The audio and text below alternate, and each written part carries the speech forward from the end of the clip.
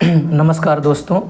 जैसा कि कहा जाता है, मानव का जीवन आसान नहीं होता, बिना संघर्ष के कोई महान नहीं होता। जब तक ना लगाया जाए पत्थर पे हथौड़ा, पत्थर भी कभी भगवान नहीं होता। आज हम आपको ऐसे ही स्ट्रगल की कहानी, संघर्ष की कहानी, जो कि हमारे सहपाठी रहे, हमारे सहशिक्षक रहे, मिस्टर सागर द्विवेदी, जिन्होंने हाल ही में अभी यूजीसी नेट जेआरएफ को क्रैक किया, जो कि भारत की सर्वोच्च या कठिन परीक्षा, बहुत ज़्यादा कठिन परीक्षा मानी जाती है। तो कहीं ना कहीं उसके पीछे उनका कैसा डेडिकेशन रहा, कैसा उनका जीवन का संघर्ष रहा, कैसे वो गांव से शहर की तरफ आए और कैसे उन्होंने इतना बड़ा सपना देखा। आज उनके ही मुख से हम जानेंगे कि कैसे ये जीवन का सफ़र रहा और कैसे उन्होंने जेआरएफ में एक रैंक होल्डर बने। तो चलिए सबसे पहले हम जानते हैं सागर सर के उनकी बेसिक या ग्रामीण पृष्ठभूमि के बारे में, कि कैसे उनकी बेसिक शिक्षा रही और कैसे वो यहाँ आए। तो बहुत बहुत कॉन्ग्रेचुलेसन सागर सर कि आपने अभी हाल ही में। सर प्रथम आपको धन्यवाद मयंक सर। जैसा कि मैं बताना चाहूँगा कि मयंक सर भी हमारे दोस्त ही हैं, हमारे साथ पढ़ाते हैं, मैं भी पढ़ाता हूँ। तो जो बात करें तो पहले मैंने अपनी शिक्षा गांव में ग्रहण की है, उसके बाद बाकी का जो हाई स्कूल और इंटर की शिक्षा है वो सतना में ग्रहण की, और उसके बाद आगे का जो स्नातक है, स्नातकोत्तर है, वो इलाहाबाद विश्वविद्यालय से किया। और उसके बाद हमने यूजीसी नेट की परीक्षा दी, जो कि अभी हुई थी हाल ही में, जेआरएफ क्लियर हुआ है उसमें।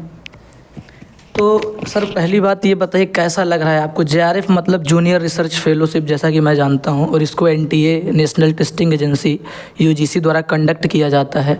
और बहुत सारे बच्चों का सपना होता है कि जेआरएफ क्वालिफाई करके पीएचडी करने का। तो कहीं ना कहीं जब आपका रिज़ल्ट आया और उसमें qualified JRF assistant professor and JRF लिखा था, तो कैसा आपके मन की भावनाएं रहीं, कैसी फीलिंग रहीं, क्या आपको लग रहा था उस टाइम? देखिए, बात यह है कि मैंने पहले भी 2-3 बार जब परीक्षा दी थी तो मैं उत्तीर्ण नहीं हुआ था, तो हर बार वो नॉट क्वालिफाइड लिख के आता था। तो मतलब लगता था कि भाई कब क्वालिफाइड होगा। तो जब फिर दिसंबर में हुआ 2023 में, तो क्वालिफाइड फॉर असिस्टेंट प्रोफेसर बस हुआ। फिर उसके बाद से आत्मविश्वास काफ़ी बढ़ गया। Sir qualified for assistant professor से लेके qualified for assistant professor and JRF, इसके बीच में कितना गैप था सर? सर जो है बात ये है कि देखिए, अंतर तो होता है 5 या 10 क्वेश्चन का ही, लेकिन उसी अंतर को कवर करने में हमें कई बार काफ़ी समय लग जाता है। तो उसके लिए बहुत प्रैक्टिस करनी पड़ेगी आपको, और जो है गत वर्ष जो पेपर हो चुके हैं उनकी भी प्रैक्टिस करनी पड़ेगी। तो यही सब जो है। तो जैसा कि लोग कहते हैं कि हमें 8 घंटे, 10 घंटे, 6 घंटे पढ़ाई करनी चाहिए। आप मेरे सहशिक्षक रहे हैं, सहपाठी भी रहे हैं, हम लोग साथ साथ पढ़ाते हैं। तो जैसा कि हमारा पूरा का पूरा समय पढ़ाने में चला जाता है, तो अपनी पढ़ाई के लिए हम ज़्यादा समय नहीं दे पाते। उसके बावजूद भी आपने मतलब समझ लीजिए कि ये 300 नंबर की परीक्षा में आपने 200 नंबर स्कोर किया, पेपर 1 और पेपर 2 का मिला के। तो कैसे आपने इतना अच्छा मार्क्स स्कोर किया, इतना मेहनत करने के बाद, इतना पढ़ाने के बाद भी? तो क्या इसके लिए 8 घंटे 6 घंटे देना ज़रूरी है, या कम समय में भी आप अधिक स्कोर अधिग्रहण कर सकते हैं? देखिए, अब हम लोग जो है स्कूल स्तर की शिक्षा नहीं ग्रहण कर रहे हैं, अब हम लोग बड़े लेवल पे कहीं ना कहीं कम्पीट कर रहे हैं। तो हमारा कंपटीशन पूरे भारत के बच्चों से होता है। तो हमें मात्रात्मक पढ़ाई छोड़ के गुणात्मक पढ़ाई की ओर ध्यान देना चाहिए। हमें टाइम नहीं काउंट करना चाहिए, घंटे नहीं देखना चाहिए। हमें ये एक लक्ष्य बनाए कि आज हमें ये टॉपिक कवर करना है, ये पूरा करना है, तो आप उसे पूरा करें। चाहे उसमें आधे घंटे लगे, 1 घंटे लगे या 2 घंटे लगे। ज़रूरी नहीं है कि आप 8 घंटे पढ़ो, 10 घंटे पढ़ो। प्रॉपर आप नींद लो, लेकिन हाँ, जो टारगेट आप बनाओ कि ये टॉपिक हमें कवर करना है, तो आप कवर करो। उसके लिए ये मत देखो कि भाई सुबह जल्दी उठना है या रात में बहुत देर हो गई है। क्योंकि मैं भी पढ़ाता था, तो सुबह से हम लोग पढ़ाते ही रहते थे, तो 4-5 घंटे हम लोग पढ़ाते थे। फिर रात में करीब 12-1 बजे के बीच में मैं खाली होता था, तो तभी मैं अपनी क्लासेस वगैरह करता था। तो दरअसल मेरा तो टाइम ऐसा था कि मैं रात में ही पढ़ पाता था, और सुबह जल्दी उठ नहीं पाता हूँ क्योंकि रात में काफ़ी समय हो जाता है। तो कोई ज़रूरत नहीं है कि आप बहुत जल्दी सुबह उठें या परेशान हो। अब सर हम आपसे ये पूछना चाहेंगे कि जैसे जो अभी आप सफल हुए हैं, और मैंने आपको एक बार फिर से मैं शुभकामनाएं दूंगा। जैसा कि अभी एमपीपीएससी है ना, मध्य प्रदेश लोक सेवा आयोग असिस्टेंट प्रोफेसर का भी आपने रिटन एग्ज़ाम क्वालिफाई किया, उसके लिए भी आपको बहुत बहुत शुभकामनाएं, जो कि अपने आप में एक पीसीएस लेवल की परीक्षा मानी जाती है। तो सर कहीं ना कहीं जेआरएफ आपका हुआ, असिस्टेंट प्रोफेसर का रिटन हुआ। तो मैं ये जानना चाहता हूँ कि इन सारी जो जितने भी आपके एग्ज़ाम क्वालिफाई किए हैं, इसके पीछे सबसे ज़्यादा महत्वपूर्ण योगदान आप किसका मानते हैं? दरअसल देखिए, इसके पीछे सबसे महत्वपूर्ण योगदान मैं मानता हूँ अपने बड़े भैया का। सबसे पहले उन्होंने ही जो है कि मतलब उनके साथ हम रहते थे यहाँ पे प्रयागराज में ही, तो उन्होंने नेट भी उत्तीर्ण किया, 2-3 बार उनका नेट क्वालिफाई हुआ, फिर उनका जेआरएफ हुआ। आज वो जामिया मिलिया इस्लामिया जैसी बड़ी यूनिवर्सिटी में रिसर्च कर रहे हैं, जेआरएफ होल्डर हैं। तो उनसे काफ़ी मुझे प्रेरणा मिली। और बाकी जो है हमारे मित्र हैं, आप भी हैं, आप भी काफ़ी मेहनत करते रहते हैं, और भी जो हमारे सहपाठी हैं, दोस्त हैं, तो उन सब से मुझे प्रेरणा मिली। क्योंकि मेरी एक आदत है, मैं कोशिश करता हूँ कि जिससे मैं जो चीज़ अच्छी सीख सकूँ वो सीख लूँ, ठीक है। क्योंकि कोई ना कोई आपको हमेशा कुछ ना कुछ सिखाता रहता है। और हम लोग पढ़ाते हैं तो क्लास में अगर 20 बच्चे हैं तो कोई ना कोई बच्चा हमें हमेशा कुछ ना कुछ नया सिखा के ही जाता है। जी जी। ये माना जाता है कि हर एक सफलता के पीछे माँ बाप, भाई बहन और कहीं ना कहीं आपके मित्रों का, आपके संगठनों का, जिस संस्था में आप पढ़ाते हैं या जो आपके सहकर्मी होते हैं, हर जगह का योगदान होता है। तो जैसा कि हम ये जानते हैं कि आपकी भी जो बेसिक, या अगर ग्रामीण पृष्ठभूमि की बात करें, गांव की बात करें, तो इतना एजुकेटेड लोग नहीं होंगे वहाँ। जैसे आपके मदर हो गए, फादर हो गए, तो उन्होंने कैसे आपको सपोर्ट किया, उन्होंने कैसे आपको, मतलब होता है कि एक आर्थिक तंगी से लेके और प्रयागराज जैसे शहर में रखना, कमरे का किराया भरना, चीज़ें करना, आज आप मान लीजिए मेहनत कर रहे हैं, कुछ अर्निंग कर पा रहे हैं, लेकिन शुरुआती दौर पे कैसा रहा? शुरुआत में देखिए सबसे अच्छी बात यही है कि जो है परिवार का जो सपोर्ट है, फैमिली का सपोर्ट है, वो होना बहुत ज़्यादा ज़रूरी है। आज तक उन्होंने कभी दबाव नहीं डाला कि तुम इतनी बार फेल हुए या तुम क्या कर रहे हो, क्या नहीं कर रहे हो। उन्होंने पूरा भरोसा दिखाया और किसी चीज़ की कमी होने नहीं दी अपनी तरफ से उन्होंने। जी जी। अब हम लोग सर, जैसा कि यूट्यूब पे ज्ञान तो बहुत भर भर के पड़ा है, रणनीति क्या होनी चाहिए, स्ट्रेटजी क्या होनी चाहिए। अगर मैं बात करूँ पेपर 1 की, पेपर 1 में बेसिकली हमारे पास ये 10 यूनिट हैं। तो जैसे हायर एजुकेशन हो गया, रिसर्च एप्टीट्यूड हो गया, कम्युनिकेशन हो गया, इंफॉर्मेशन एंड कम्युनिकेशन टेक्नोलॉजी हो गई, टीचिंग एप्टीट्यूड हो गया, या पैसेज हो गया सर। तो मतलब क्या सारे विषयों को बराबर समय देना चाहिए, या कुछ ऐसी ट्रिक है जिसको फॉलो करके बच्चा पेपर 1 में अच्छे स्कोर गेन कर सकता है? देखिए दरअसल जब मैंने पेपर दिया था तो 2-3 बार मैं केवल 28 क्वेश्चन ही करेक्ट करके आता था, और इस बार मेरे 38 to 39 क्वेश्चन करेक्ट हुए। बहुत बढ़िया। तो कहीं ना कहीं देखिए आपकी कमांड, जैसे कुछ यूनिट जो होती हैं थोड़ी कठिन होती हैं, या कुछ यूनिट आप कह सकते हैं किसी को सरल लगती हैं। जैसे मैथ और डीआई वाला पोर्शन आप ले लीजिए, तो वो करीब 10-12 क्वेश्चन जो होते हैं आपके, वो आप सही करने की कोशिश करिए, जो कि प्रैक्टिस से आप कर सकते हैं। बहुत टफ लेवल की मैथ नहीं होती, वो इजी लेवल की रहती है। और बात करें आईसीटी जैसे कि कंप्यूटर वगैरह, तो ये नॉर्मल, अब हम लोग टेक्नोलॉजी से जुड़े हैं तो उसको भी कवर किया जा सकता है। और पैसेज करते समय भी हमें फोकस रहना चाहिए। और सबसे बड़ी बात देखिए, आप स्ट्रेटजी जो बना रहे हैं वो तो ठीक है, क्योंकि मेन परफॉर्मेंस आपका जब पता चलता है जब आप वहाँ पे एग्ज़ाम सेंटर पे बैठते हो, एग्ज़ाम हॉल में बैठते हो, ठीक है। तो उसके लिए हमें अच्छे से प्रिपेयर रहना चाहिए। उसके लिए आप क्या करिए कि भाई घर में कई बार आप मॉक टेस्ट दीजिए, है ना, तय समय में पूरा करने की कोशिश करिए। हाँ, घर में भी बैठ के चीटिंग ना करिए, मैं तो यही कहूँगा, ईमानदारी से दीजिए टेस्ट, क्योंकि फाइनल पेपर आप ही को देना है ना। तो जैसा कि सर पेपर 1 में आपने बताया कि जिसमें आपकी कमांड है, जो सब्जेक्ट आपको बहुत अच्छे से आ रहा है उसको प्रिपेयर करिए, और जो चीज़ें आपको नहीं आ रही उस पर भी आप ध्यान देके, और कुल मिला के आपका कहने का मतलब है कि जब आप एग्ज़ाम दें, एग्ज़ाम हॉल में बैठें, तो वहाँ आपका डेडिकेशन ज़्यादा होना चाहिए। क्वेश्चन को अटेम्प्ट करने के लिए आप कितना डेडिकेटेड हैं, वहाँ पे कितना अच्छे से क्वेश्चन पढ़ पा रहे हैं, वो चीज़ें महत्वपूर्ण होती हैं। ऐसा होता था कि मॉक टेस्ट में आपके बहुत अच्छे मार्क्स आ जाते हैं, क्योंकि घर में वो प्रेशर नहीं होता, लेकिन फिर भी कहीं ना कहीं आप बहुत ज़्यादा प्रिपेयर हो जाते हैं।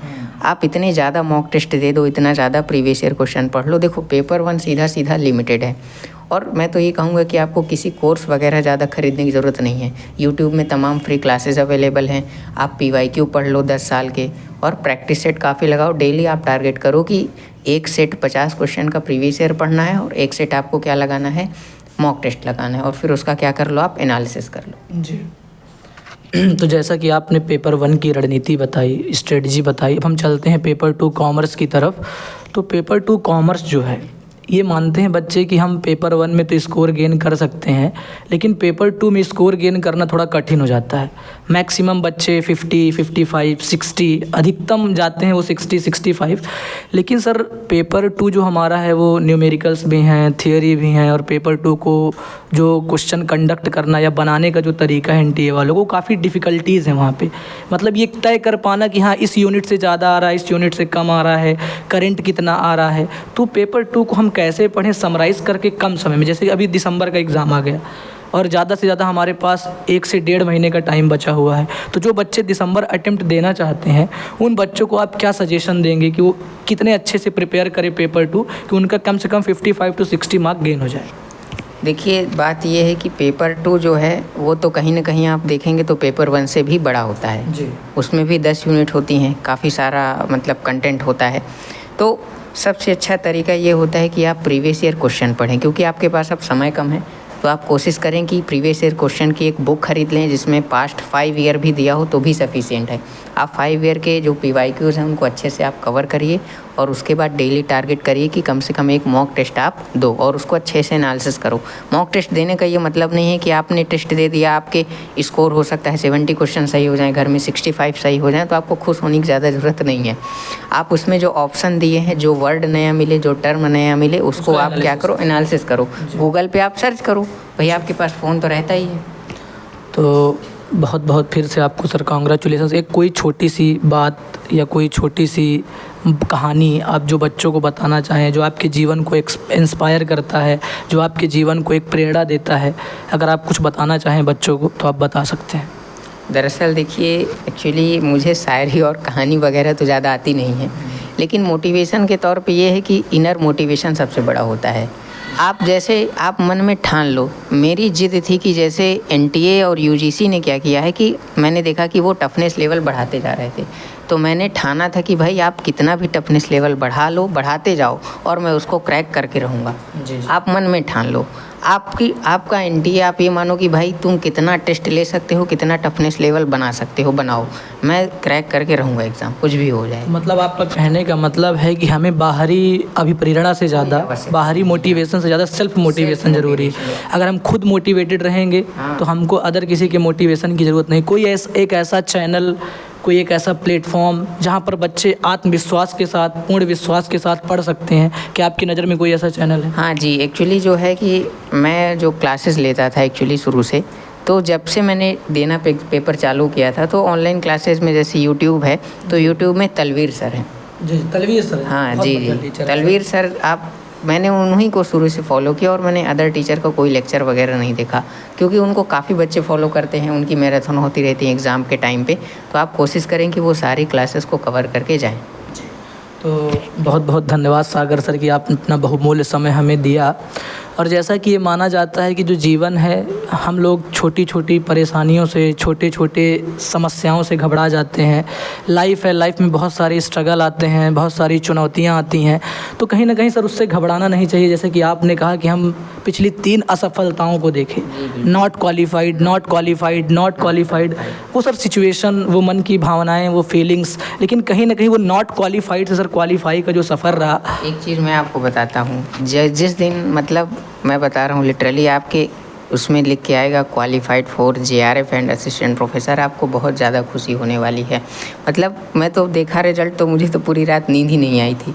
और मुझे बड़ी खुशी होती है कि NTA ने जितना टफ़ लेवल किया, उस टफ़ लेवल को हमने क्लियर किया, तो उसके बाद की खुशी और होती है। नहीं तो कई बार लोग कहते हैं कि पेपर इजी आया था, प्रीवियस ईयर क्वेश्चन बेस्ड था, लेकिन अब किसी को कोई रहेगा ही नहीं कहने के लिए। तो वो जितना टफ़ बनाता जाए उतना ही आप मेहनत करो। तो कहीं ना कहीं सागर सर हैं, हम लोगों का भी अपना जो यूट्यूब चैनल है ऑल अबाउट कॉमर्स, तो इस इंटरव्यू को हमने इसीलिए कंडक्ट किया ताकि हम आपको एक संघर्ष की कहानी दिखा सकें, ताकि ये बता सकें कैसे एक सामान्य इंसान है ना सफलता की बुलंदियों तक पहुंचता है, लेकिन कहीं ना कहीं उस सफलता के रास्ते पर कितनी ज़्यादा समस्याएं आती हैं, परेशानियां आती हैं। मैं समस्याएं और परेशानियां तो नहीं कहूँगा, लेकिन कहीं ना कहीं उसमें चलने में आदमी को बहुत सारी अदर फैक्टर जो होते हैं, एक्सटर्नल फैक्टर होते हैं, इंटरनल फैक्टर होते हैं, प्रॉब्लम्स होती हैं, तो कभी भी हमको एक्सक्यूज़ेस नहीं देना चाहिए। हम छोटी छोटी चीज़ों को लेके एक्सक्यूज़ेस देने लगते हैं। मेरा भी रिज़ल्ट आया अभी हाल ही में, मेरा नॉट क्वालिफाइड था, कुछ पर्सनल इशू थे, पर मैं आपको ये नहीं बता सकता कि हाँ एक्सक्यूज़ेस, क्योंकि हो सकता है कि कहीं ना कहीं मेरी मेहनत कम रही होगी, इसलिए मैं क्वालिफाई नहीं कर पाया। लेकिन आप लोगों से मैं ये विश्वास दिलाता हूँ कि नेक्स्ट इंटरव्यू में मैं आपके साथ यहीं पर बैठूंगा और सागर सर ही मेरा इंटरव्यू कंडक्ट करेंगे। तो जैसा कि हम लोग चाहते हैं, आप चैनल को सब्सक्राइब करिए और हम जितना हो सकेगा आपको नए नए कंटेंट देने की कोशिश करेंगे। तो बहुत बहुत कॉन्ग्रेचुलेसन सागर सर, और उम्मीद है कि अभी आप जो MPPSC का इंटरव्यू है उसमें सफलता अर्जित कर और आप जो है सहायक प्राध्यापक के रूप में मध्य प्रदेश में ही किसी विश्वविद्यालय में अवगत हों। तो लास्ट मैसेज कुछ देना चाहें, इसके बाद हम लोग इंटरव्यू ख़त्म करेंगे। लास्ट मैसेज यही है, देखिए कई बार कुछ बच्चे जो है मीडियम को लेके भी परेशान हो जाते हैं कि हम हिंदी माध्यम से हैं क्या करें, या इंग्लिश मीडियम से हैं क्या करें। क्योंकि मैं भी खुद हिंदी माध्यम का छात्र रहा हूँ, आप भी हिंदी माध्यम के छात्र रहे हैं, और आज हम लोग सारे बच्चों को पढ़ा रहे हैं, चाहे वो किसी भी माध्यम को। लैंग्वेज बैरियर नहीं मानना चाहिए आपको कभी, और पढ़ते रहिए। जैसा कि मयंक सर ने कहा कि इशू आपको नहीं देने हैं, क्योंकि देखिए आपकी लाइफ है, वो आपकी प्रॉब्लम है, आपको ही डील करना है। और सबकी लाइफ में इशूज़ आते हैं, क्योंकि आप एज बढ़ती है तो हमारी फैमिली की रिस्पॉन्सिबिलिटी कहीं ना कहीं हमारे ऊपर आती है धीरे धीरे, है ना। तो ये सारी चीज़ों को लेके चलना है। ठीक, धन्यवाद।